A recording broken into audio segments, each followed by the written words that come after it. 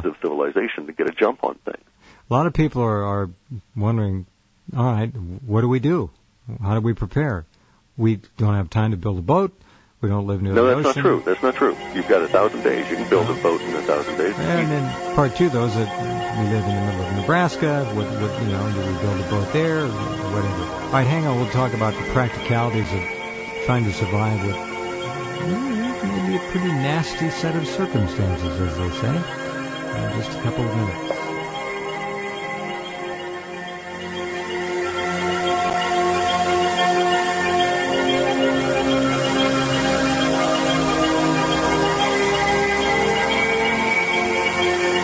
Okay, and we're back with Clif High, talking about all kinds of things. Now, Clif is partial to boats. Since we don't know, and as we made clear, you spelled it out, this could be fits and starts. It's not going to be one huge, necessarily, event. It could be a lot of them on a big run-up to a fairly major catastrophe. A lot of minor catastrophes. Could be lots of fun. Anyway, what if someone doesn't have a boat, doesn't like boats, wants to dig in? Can they do that? And if they dig in, they're going to need to dig in for how many days till the water recedes back to the natural seabeds? Well, if they're high enough, they would be, above that theoretically, because we don't know how. We don't know how high though. Gerald says 7,000 feet, but he could be wrong by 4,000 or 5,000 feet. We don't know. No, actually, I think that there are physical limits as to how high water can actually go under ordinary circumstances.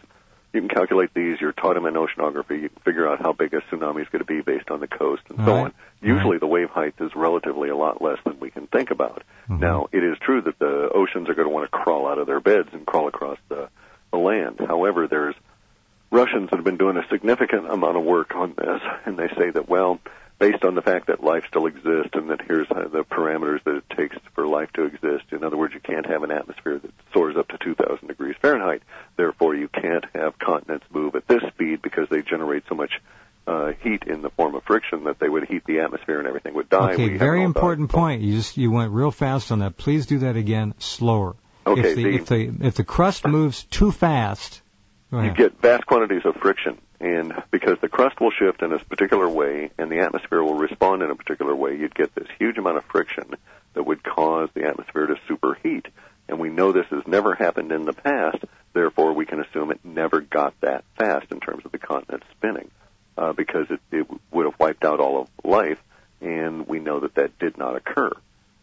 Since basically it's this logic that since we've survived it in the past and we know what it takes to kill humans, all of us, then we know that it never happened, therefore we know it was less than that. And we've made calculations on this. For instance, the Russians have done some staggering calculations and said that none of the bones of these baby mammoths that were frozen solid, almost frozen instantly, when Siberia flipped into its current position, and the last of these none of these mammoths had bones that broke at any of the strategic spots within the leg prior to the shuddering impact. In other words, they weren't killed by the spinning rotation. Right. They weren't thrown to the ground and bounced around. Right. Therefore, they calculated that it could not have occurred and been faster than X number of meters per second, or basically it couldn't have been much faster than 35 or 40 miles per hour up to a range of perhaps about 60 miles an hour relative to the mammoth standing on the ground. And so they wouldn't have really been aware of it if the whole ground had shifted at that level, and the conditions would still exist that would have allowed them to have been frozen standing still without broken leg bones. So, these people have been doing work on this somebody's paying them to do it too, but they've been doing it for months and months and months, because I found a huge amount of files that I was able to gradually start looking at in translating that goes just to this kind of an effect, just to the calculations involved. And, it's more than just a simple math exercise, because they've done a lot of strategic thinking and cross-tied and interdisciplinary kind of an approach. So we know that we've survived in the past. We know it can't be this fast, and it's likely going to occur 2 or 3 jerks to get even a huge revolution. 2 of these episodes back, in 21,000 BC, apparently the Earth spun 72 degrees within the arc of the precession. So that would be spinning basically like 3/4 of the way through the year almost, in terms of where you start off. So it'd be kind of weird, because you could start off in winter and end up in fall. Got it. and sort of missed the whole summer business, right? In any event, when that occurred, that was one of the more spectacularly damaging ones, and the Russians were able to say that, well, that one, in this particular instance, this mountain range was lifted up this high, and so we can calculate the amount of force that was involved to shove this other plate underneath it, and they've done even more calculations on it and said, okay, in that particular episode, we think that the level of water was about 800 meters. Well, 800 meters is still considerable, but it's not a mile and a half. That's a lot of pressure, boy. That's huge pressure. Yeah, but my point being that if you were up 2,000 or 3,000 meters in the hills, herding sheep or whatever, and this is the one that theoretically most of the Greek 3,000 meters is 9,000 feet, isn't it? Correct. But I mean, if you were this was up 800 meters, less than 1,000 meters, so less than 3,000 feet, it was the level of the water. So if you were above that, you would have survived it. And also, can you go up and can you drive up, you zip up the mountain and hang out there for a week? I don't think that'll be the case. There's going to be huge amounts of earthquakes. I don't know that the infrastructure is going to survive. That is to say, roads and this kind of thing. We should have months of devastation beforehand. This won't be a sudden event that way. It won't sneak up on us, so to speak, right? What if you build a Reichsbunker? Well, you could, and then you may indeed be able to survive, but then you're going to be stuck up there if the water stays there. We have evidence, for instance, that areas of Utah that are 300 and 400 feet above flat plains were inhabited, and people lived in boats and got into these inhabited areas through boats over the course of several decades, 80 or 90 years, actually. So it'll be hard to predict that kind of thing. Right. Gerald has some ideas, and some of his ideas make sense. And if I've got an astronomer who's trying to calculate it, and here's my thinking. The Giza Plateau and the arrangement of the Nile River Valley and all of this is known to replicate stars in space, and in terms of their arrangement of Orion's belt and so on. Giza Plateau also encompasses a couple of interesting things. The primary pyramid at the Giza Plateau, what we call the Cheops Pyramid, has a difference is not perfectly square in the base. The difference in the squareness of the base is exactly the same percentage as is the equatorial bulge relative to the overall diameter of the Earth, the circumference of the Earth, excuse me. And so it encodes the equatorial bulge right there, that knowledge in that pyramid. And coincidentally, that pyramid is in the exact center of all of the land masses of the planet. And I think it's there for more than just happenstance. It may be the point around which the rest of the planet spins, so to speak.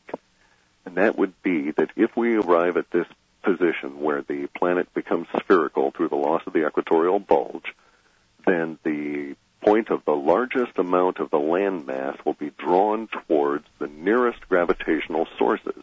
And that'll be our down, so to speak. And if the moon is between us and the sun, then the moon will sort of try and drag the Giza Plateau to a position directly underneath it relative to the gravitational forces that are going on at the time. And so it may be that that's not only a marker for this having occurred in Leo, thus the Sphinx. That was the last time that one of these events occurred 9,000 years ago. But also it may be a marker for the point around which the rest of the planet spins. All right. Well, if the Sphinx itself is 25, 50,000 years old, it's withstood some rocking and rolling. And so have pyramids, and that's a real good reason to build those kinds of They're a little buildings. tougher than the Sphinx, though. I would think, the shape and all the rest of it. And yeah, but the Sphinx is down in a hole, cut out in a recess anyway. So. Well, the pyramids used to be covered with that incredible limestone, too, which would be pretty slick. Yeah. Well, wow. All right, we just have about a minute and a half left, so how do you want to wrap this up? Well, don't believe any of the things I'm telling you, but boy, the math sure does add up. And go and find out for yourself and read Gerald's stuff. You can find it online. There's a lot of it. Well, a lot of people are going to say, "All right, the water's going to come over, but the water's going to go back to from whence it came." So I'm going to. Yeah, but you could have volcanoes going off. You could have nuke plants polluting everything. You may have nuclear winter. We're going to have an ice age. I wouldn't want to be anywhere near the nuclear power plant industry in this country. No, and also, like I say, we're going to have an ice age as a result of this. As stuff shifts around. And also, I'll probably find, my area up in the Arctic Circle. My plan is that when I see the Rockies, I'm actually going to turn right and start sailing south. I see. And you can do that. You can buy, actually, I know some people in Europe that are buying 4 of these lifeboats that are called free flight lifeboats. And they each hold 30 people, and they're having them modified to only hold 10 people in extra kind of can rotate 360 and not go under and all that. No, not sink. Yeah, they're unsinkable and self-righting and so on. Right, right. Wow. So this is actually being planned for by some folks. Well, they're putting money into it. They've got calculations down. It's going to cost 5,000 euros per person in this group to get into these lifeboats, and then whatever cost for food in addition to that. And it's unknown as to how long you'll have to be on your own in terms of resources. Well, a lot of people are going to want to dig concrete bunkers under the ground and say, all right, I'm 6 feet under. I can get under there. Solid doors, no problem. I'll just tough it out. Yeah, let me know if you're going to figure out a way to tell whether or not it's dry on the other side of that before you open Periscope. Yeah. Surplus periscope. Yeah. How else would you do it? I don't know. Well, and that's fine. I'm not called that way. Universe made me a boat builder for whatever reason. Apparently this is one of it. I'm a small boat guy from way back, kayaks, all this kind of thing. So that's my approach. We'll talk, maybe next time we'll talk more about what you're doing in your boat and how other people might want to do that if you want to share that information. It'd be kind of fun. Yeah.